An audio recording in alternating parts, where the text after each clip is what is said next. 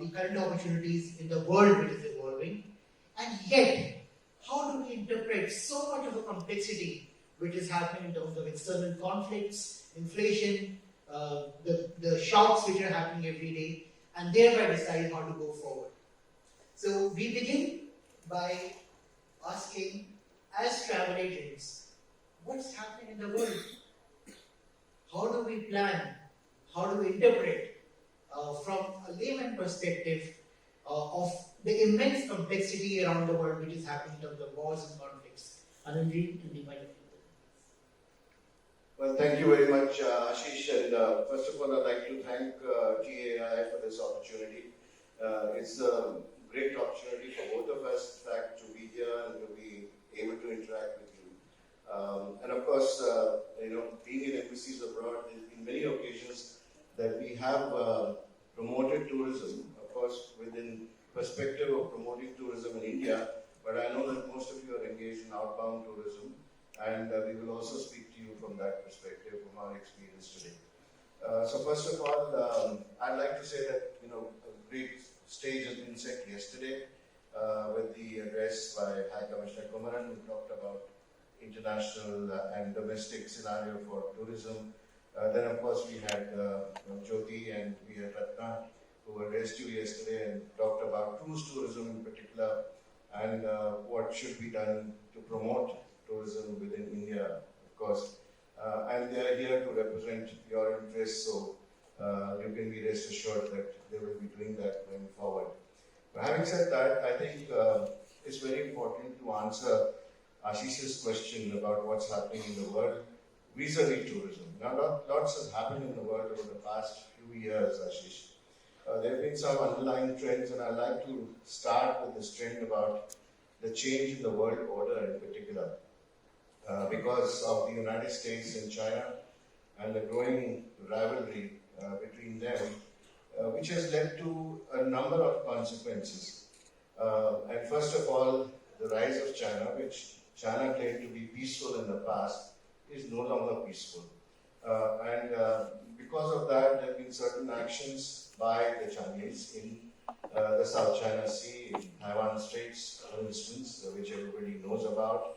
But also in terms of the natural power projection which comes when there is a change in the world order. And we can expect that to sort of enhance in the years going forward, because in the Indian Ocean that power projection is going to play out in different ways. We can already see that happening in the Indian Ocean, in the Bay of Bengal, in the South Pacific, and of course in the South China Sea. Taiwan, of course, is next to China, and there is this constant issue about when and how China should reunify with Taiwan.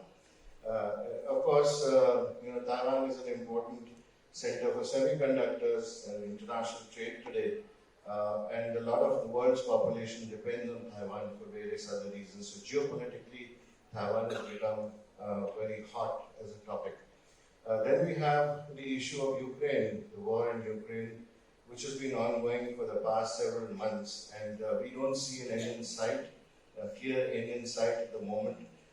It has various reasons why it has not ended, why it started in the first place. This is not the time to go into that, but suffice it to say that various countries have got involved and affected in different ways. And I'll come to that a little later. Then, of course, we have ongoing conflicts which have been there for quite some time, but there's a revival of those conflicts, especially the one in Nagorno-Karabakh, which we discussed yesterday. We also have the ongoing war in Yemen, for instance, and we have the perennial Israeli-Palestine conflict, which has led to different kinds of reactions. Now, the reaction to the Chinese rise is also given way to a number of plurilateral groupings, and amongst those we can count on a few which are most prominent. For example, the Quad between the United States, Australia, India and Japan, the AUKUS, which is a trilateral between United States, United Kingdom and Australia. It's primarily a security alliance. And then of course we have I2U2, which has emerged in the Middle East as a result of the Abraham Accords, which was pushed forward by the United States to bring together countries like Israel, and UAE, and India with the United States. All these have different ramifications, but first and foremost, the fallout of the various ongoing and other conflicts in the world. So as far as the tourism industry is concerned, we've seen that it's led to consequences like inflation being increased because of rising fuel prices, shortage of food grain, countries which are the most vulnerable, especially in Africa, in our own neighborhood, like Sri Lanka, having a crunch because of the problem of falling tourism, and at the same time, unaffordability of fuel prices for the economy. We also have in our own neighborhood, once again, countries like Bhutan, which are facing a severe financial crunch, which is something which was not foreseen before. It will also have consequences for countries which have not been able to revive their tourism to the extent that it could. For example, in the Asia Pacific region, where only 30% of recovery has taken place from 2019 levels. Compared to that, ironically, with the war is on in Europe, you have 70 to 75% recovery. You will see an unusual trend of countries which were not visited before, or they were not revenue earners from tourism before, were doing particularly well. I think I leave that for Deepa to talk about which countries these are and why this trend is happening. But most importantly, I think it is the pent-up demand, the human nature of exploration and the human nature of breaking free, which has led to this phenomenon coming about. We see therefore that in the coming days we will definitely find an increase in the expenditures on tourism, which means that the people who are consumers will be willing to pay much more, and I think that's where the crux lies and where the TAAI should focus upon first and foremost, which means that the normal ticketing and tours which used to take place earlier will have to be packaged properly so that it gives you a different kind of experience and that value adds to the earnings outwards, and of course that also applies inwards as far as India is concerned. When we had the captain of the ship and those who were in charge of the ship talking to us, they told you that the next ship, which is Icon of the Seas, is going to be run on clean energy, and therefore, obviously, this is the trend of the times. Going forward, shipping industry, airlines industry, they will all look at ways and means in which you can go greener, which will definitely push up costs in the shorter run. But then again, as I told you, we are looking at higher earnings and higher growth at the same time. Also, we must remember that India has a huge potential for cruise tourism. We missed the bus 10 years ago, perhaps, and we can still catch it. It's a moving train. It's not as if everything is lost. But finally, I think there are some policies which are coming around. At least 5 terminals are being built in India. But we need to create that economic infrastructure around it where tourists can disembark, like we will do in Penang tonight, and have things to do, basically to shop or to enjoy themselves or to eat somewhere. And a sudden rush of tourists which comes around after a boat trip, they want to relieve themselves, spend money at the same time. So this is something that India will have to concentrate on going forward. Cruise tourism is a huge opportunity. The projections are very good, and this is something which will definitely catch people's attention in the coming years. 7,500 kilometers of coastline is not small. There are a number of heritage sites along the way. There are a number of historical sites there, some important places for sightseeing, etc. And could be a big revenue earner. So I'll stop there because we are in the recovery phase after the pandemic, as Anil mentioned, and various things. And despite the conflicts that we're seeing around the world, we certainly are in a recovery phase. And at that point of time, as you go out, please do make sure that you have with you and with you as partners, not only other travel agents and other people of the industry, but certainly the embassies and the governments on both sides. Whether it is in India, the embassies in India, various countries are really promoting their destinations in India, because the projection is that outward travel from India is probably going to be one of the leaders which is going to transform industry or help this recovery. So in that context, it's very important also when you're abroad. I know that several times that you run into very silly problems, and to know that we are there. I speak as a former representative. But before I launch into what I want to talk about the recovery and the global scenario insofar as tourism is at now as we speak, I do want to really thank the wonderful women who got us all together, and that is Jyoti and Ratna and their entire team. And I think in what they did, from idea to realization in such a short period of time, tells us a lot about you as an industry. Indians are different. I mean, I remember living in Europe, and that when they wanted to go on a summer vacation, they started thinking at the end of their winter vacation, where would they go in summer? We don't work like that. We work in very short spans of time, which of course throws a lot of people. They're not used to this. But we're flexible. And once we're determined, with determination, we can deliver anything. And I think that's very important as far as we're concerned. And this is very true of the industry. So this is really, an acknowledgement of how good you all are. To go look at the scenario, the global scenario, what we are seeing certainly is that the worst of the pandemic is behind us. It was a black swan event that happened, but it's not about some very strange thing. It's not about a change in philosophy as far as all of us are concerned. I think a lot of people, Anil talks about pent-up demand. Yes, people were dying to go out. I mean, they've been sitting there, sequestered not only in their countries, but behind their computers, working from home, and this entire new sort of lifestyle. So there is this need to go out. That certainly is there.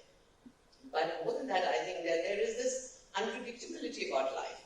We're no longer looking at security and saying, let us save up for our children and tomorrow and a rainy day. You don't know. The rainy day has been today, has been yesterday. So what are we going to do? So this, I think, is going to be a great driver and a change in attitude insofar as India is concerned, certainly, for outbound tourism. This is also true of the world. And I think when you come to India, you also look at age cohorts and the kind of people who are traveling now. You have the young in India. We are the youngest demography in the world. People keep talking about. And this young demography, even if you look at the well-to-do, is a very small segment of the larger population of India. But these are people, they're aspirational, they have money to spend, they're looking at the world through completely different eyes. And therefore, I think, when you look at cohorts or you're looking at your market, please look at these kind of consumers, because they will require a different kind of tourism that you have been engaging to so far. And then you, of course, have pensioners like us. I mean, we have time on our hands, the kids have gone, we have really nothing to do. And therefore, every opportunity we get, we travel. We travel abroad, we travel in India. It's a great experience. And so there are a lot of people like us, we pick up friends, we hope to make some here with whom we can travel in the course of this cruise. So, we've also gone on cruises ourselves. So there are people like us. And then people are looking for different experiences. I mean, nobody, I was talking about our father's generation, our parents' generations, who would, save up to build that house, save up to give to their children. Today, that's not what people want to do.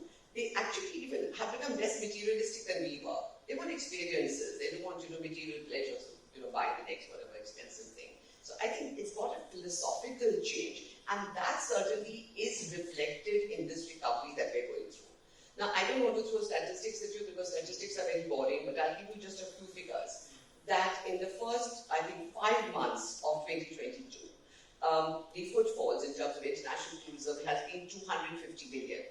And that compares with 77 million the same period last year.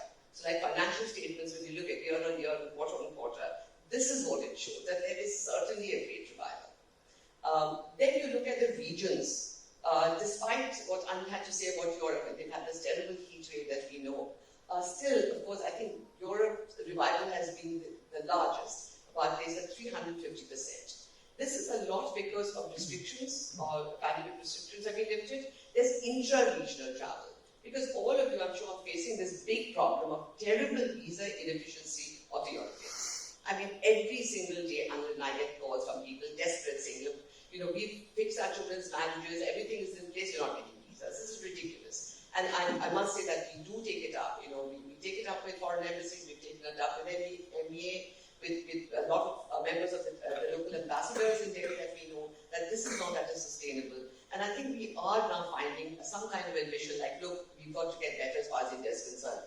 Greece came out with a statement recently, and I saw some other countries saying that we're trying to improve, basically being able to hire more people. So Europe is doing extremely well. And what is again surprising is you talk about the war, you talk about this disruptive force, but on the other hand, the countries surprisingly in East Europe, that's just around Ukraine. I mean, you have tremendous growth of tourism. Albania, if you think of people to Albania, Macedonia, of course, the traditional East Europeans, but there's been Croatia, there's been a huge growth in tourism there. So what happens with, I think, conflicts, there are two things with conflicts. One is that you get used to it when it's lasted as long as it has in the case of Russia. You thought they would walk in and walk out, it didn't happen that way, and then just became a part of life. The other thing is that I think the nature of conflict in the world has changed. In the sense it doesn't involve too many countries. It does, in a different sort of way, impacts many countries. But I don't think many countries get pulled in like they did in the world wars, where it really spread across continents. And the whole idea of these new groupings is to contain these conflicts within the area that they are, so that they don't impact the whole world. And we are much more globalized and much more connected now. So that is Europe. The Americas have seen about 200+% growth. The Middle East, Africa, over 150%. One of the regions which has been lagging behind has been the region where we are located right now, which is the Asia Pacific. Various reasons for that. One of the reasons of just the statistics don't often tell the right story is perhaps China, the drag of China. The fact that, both because of very, very severe COVID restrictions, there's no travel into China or out of China. The Chinese were all over, probably they really were, in terms of in tourist numbers, the largest in the world. So perhaps because of that. So that kind of is what the geographical spread that you are seeing. Latin America is doing extremely well too. And I was talking to one of the Latin American ambassadors before I came, and he said there's something very interesting because politically, apparently, there's a lot of stability now in Latin America. So in top of these lists of countries that have recovered the fastest, one is Turkey, but the other is Mexico. And if you go further down south, you go to Brazil, you go to Peru, Chile, and Indians are ready for those experiences. We want to go further afield. We want to go to the Caribbean. So that I think Latin America is probably an area that we should be looking at. Again, the CIS, the stans. The stans are very interesting. Again, they've been a lot of growth, but it's a very interesting market for us from India. I have only been to Uzbekistan and Kazakhstan, but you feel instantly at home. And Indians look for that connect. You go to Uzbekistan, and of course, the first man who sees you starts singing Raj Kapoor's Avara Home. Then, there are groups that wherever you go, I mean, they connect with India, with the Taj, cultural connect, civilizational connect. Kazakhstan, it has so much to offer. And again, the people are very friendly. So I think this is very important, and I think we should be, as Indians, looking at the CIS, because it's got everything at it. It's got natural beauty, it's the old Silk Road, it's got cultural connect, and it's completely a new experience. So I think these are areas that we should be looking at. In terms of travel spending, Anil said tourism spending gone up hugely. And I understand that here again, I was looking at statistics, and that India is leading the pack. So India is number one in terms of tourism spending, and then I saw Qatar and Saudi Arabia as the other two countries. Qatar, of course, is very small. But you're having new destinations in the Middle East. I mean, Saudi Arabia is actually now promoting itself and getting ready to be a major tourist destination. So, we have a lot of new areas that are opening up for outbound tourism. In terms of tourist receipts, that is, people incoming, I mentioned Mexico and Turkey seem to be the first to have recovered. So, where do we go from here as us? And I see you as CIS as part of you. I think, we've got to look at these new destinations that are there. We have to look at the traditional, of course. We've always been there, and there is a certain market for them. But I think we could think out of the box and look at new destinations, geographical destinations. I think we've got to look at new areas. I mean, there are tours that I was reading, the niche areas, such as gastronomy tours, there are wine tours. of course, the kind of religious thing. I'm not saying religious in a religious way, but in terms of civilization and the cultural connect. And therefore, Anil was mentioning Israel. But I found this in Southeast Asia, and I found this in Japan where I was ambassador. I'll come back to that later. But there is this huge cultural interest. And I think India should be discovering those roots because a lot of them really don't even know it.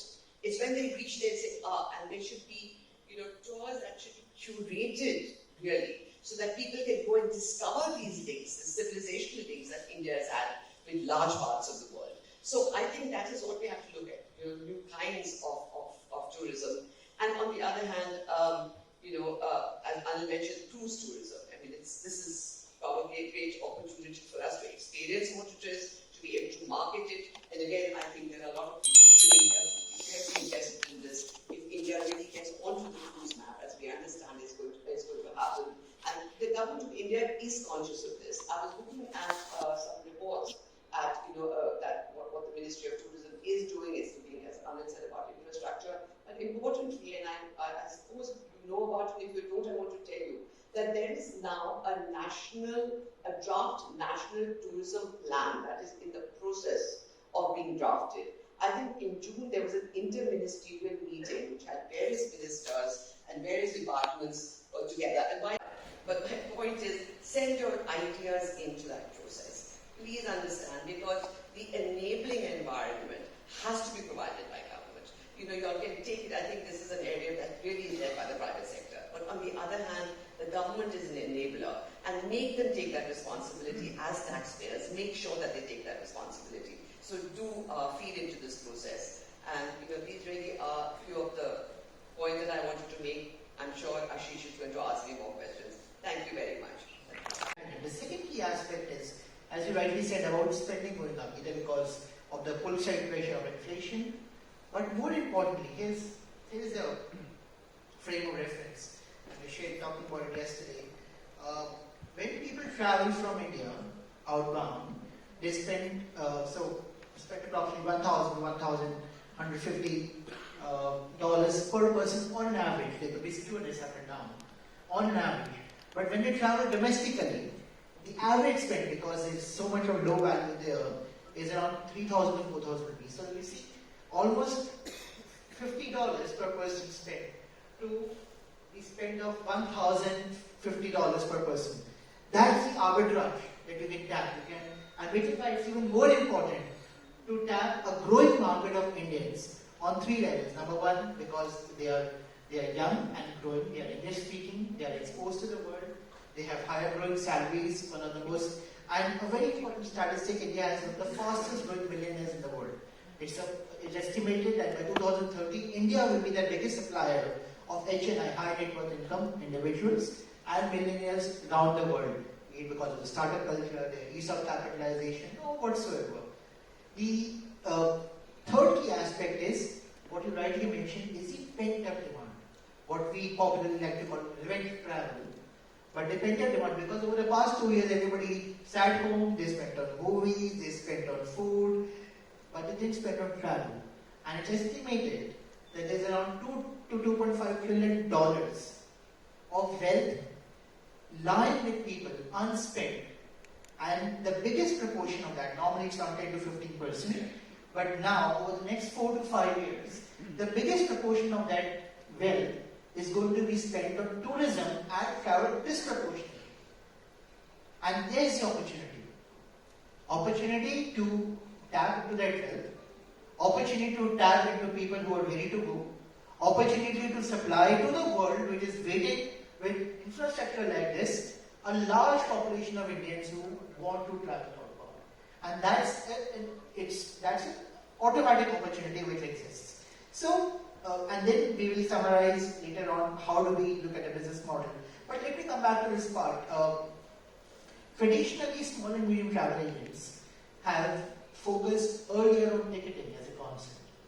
And in your experiences around the world, when you would have, how you would have seen now, how do you think and what do you recommend that how do small and medium travel agents evolve themselves into more value-added services beyond ticketing, into maybe experiences, like that you were discussing, Marriott as a hotel company doesn't now call itself as a hotel company. They call themselves as a travel company, a company of experiences, which means they're directly competing with a travel agent. It's hotels plus all the millions of experiences you can have through the Wadhwa app. So how can, in your experience, have you seen a metamorphosis of travel agents? So what would you recommend that should they evolve from a ticketing model to a non-ticketing model and a more value-added travel-based and, as you said, experience-based model? Individually, your thoughts, whatever you can add. Cards, for instance, certain markets, those who are open, of course, are doing pretty well with the Russian tourists as well. So there is that niche opening which has happened. And as far as Indian tourists going abroad are concerned, those are the markets that should be looked at by all of us.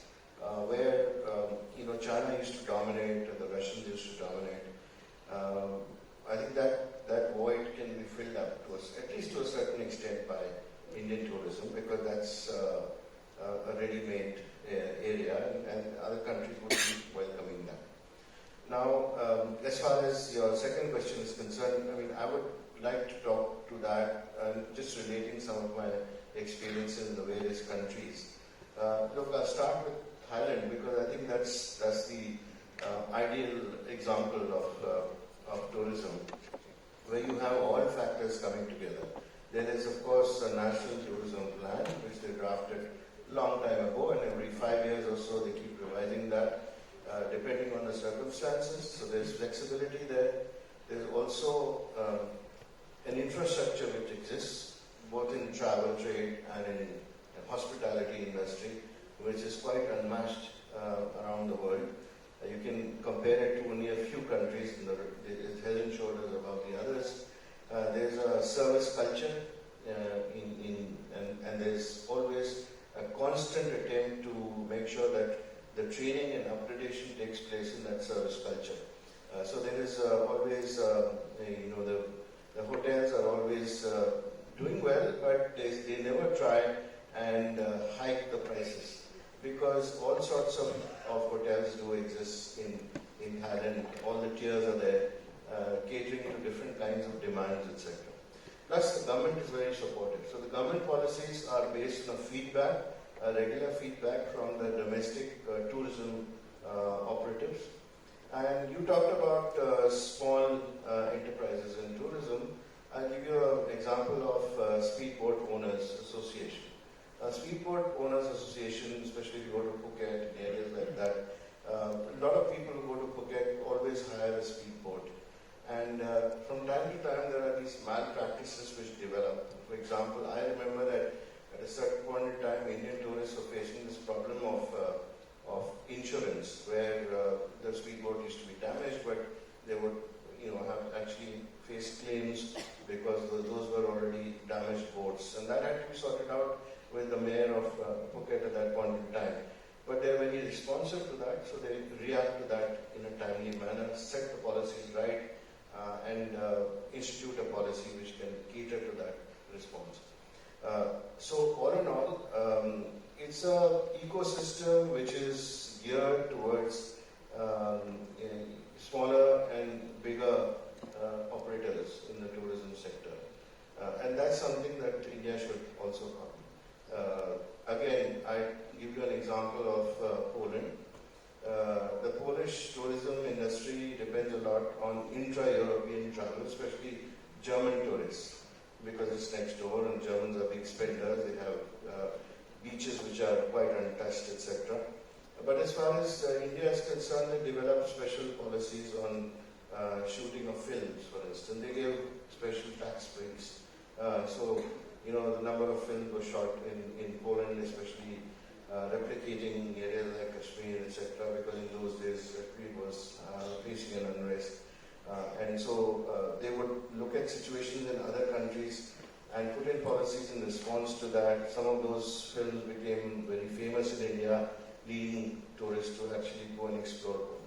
So this is a result of those kind of policies.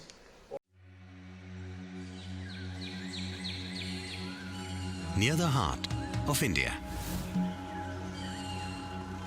a land filled with surprises. In your lush forests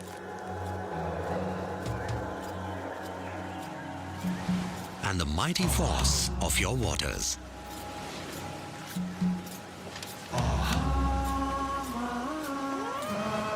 You hold the deepest secrets that take us back in time.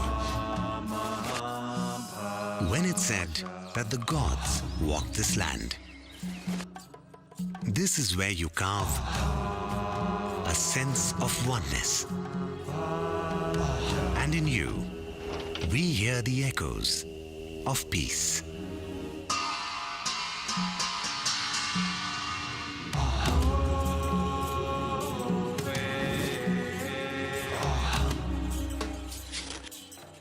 This is where we feel the warmth of your faces.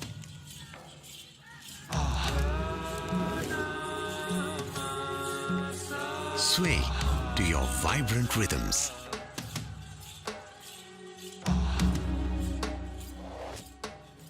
See hands that mold life.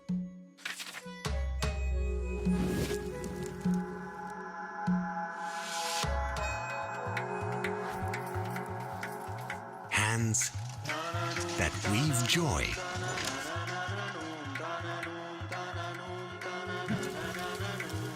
Burnished with the fire of beauty. You captivate with your unique flavors.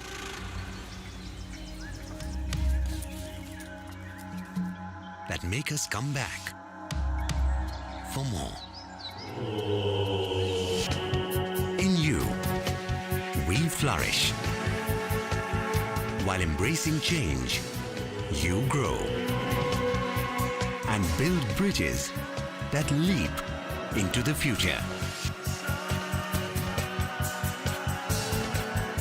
In you is the land that gives, creates, nurtures, grows, and builds. It's all in you.